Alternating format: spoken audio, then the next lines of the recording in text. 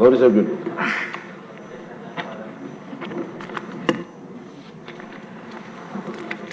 గౌరవ శాసనసభ్యులందరూ కూడా ఈ సోషల్ వెల్ఫేర్ హాస్టల్స్, సాంఘిక సంక్షేమ హాస్టల్స్ మీద దృష్టి పెట్టాలి.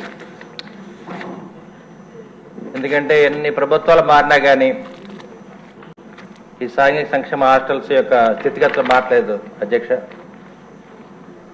మరి సైన్స్ టెక్నాలజీ పెరిగింది, ఆర్టిఫిషియల్ ఇంటెలిజెన్స్ వచ్చినా కానీ ఈ సోషల్ వెల్ఫేర్ హాస్టల్స్ని అప్గ్రేడ్ చేసుకోవాల్సిన బాధ్యత మన గౌరవనీయుల ముఖ్యమంత్రి గారి మీద ప్రత్యేకంగా దృష్టి పెట్టారు అధ్యక్ష.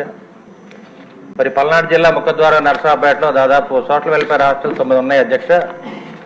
దాంట్లో pre matric 4, 5 post matric hostels ఉన్నాయి అధ్యక్ష. దాంట్లో 3 గవర్నమెంట్ బిల్డింగ్స్ ఉన్నాయి అధ్యక్ష. ఒకటి కాంగ్రెస్ ప్రభుత్వ హయాంలో ఒకటి కడితే 2 టీడీపీ హయాంలో మనకు కట్టడం జరిగింది. మిగతా అన్ని కూడా అద్దె భవనాల్లో మరి పిల్లలందరూ కూడా నివాసం ఉంటున్నారు అధ్యక్ష. మౌలిక సదుపాయాలు ఎక్కడ కూడా లేవు అధ్యక్ష. ముఖ్యంగా బాత్రూమ్లు కానీ, వాటర్ సప్లై, ఎలక్ట్రిసిటీ ఇవన్నీ కూడా సప్లై లేదు అధ్యక్ష. గడిచిన ప్రభుత్వాలు కూడా దాన్ని విస్తరించినాయి. మన ప్రభుత్వం వచ్చిన తర్వాత ప్రతి హాస్టల్ కూడా మేమందరం కూడా సందర్శించి ఆ రోజు పూర్తిగా అకామిడేషన్ దాదాపు 1200 మందికి ఉంటే మరి నారా లోకేష్ బాబు గారి చొరవతోటి ఒక 500 మందిని ఎక్స్ట్రా చేర్చడం జరిగింది అధ్యక్ష. అదేవిధంగా కలెక్టర్ గారు కూడా అక్కడ చొరవ తీసుకొని వారికి కావాల్సిన మెను కూడా సప్లై చేయడం జరిగింది అధ్యక్ష. ఇవాళ ప్రతి సంక్షేమ హాస్టల్స్లో ప్రతి బిడ్డకి 1200 రూపాయల నుంచి ప్రతి నెల 1500 రూపాయలు మంజూరు చేయడం జరుగుతుంది అధ్యక్ష. అదేవిధంగా పోస్ట్ మెట్రిక్ వాళ్ళకైతే 1100 రూపాయలు మంజూరు చేయడం జరుగుతుంది అధ్యక్ష. పూర్తిగా హాస్టల్స్ అన్నీ కూడా సరైన సదుపాయాలు లేకుండా పిల్లలు చాలా బాధపడుతున్నారు.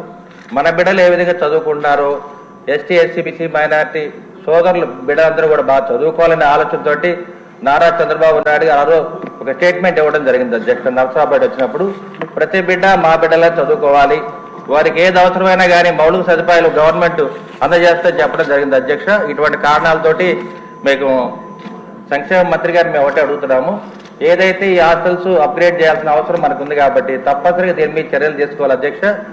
మరి దీన్ని సభా దృష్టి తేవడం జరిగింది అధ్యక్ష. ధన్యవాదాలు.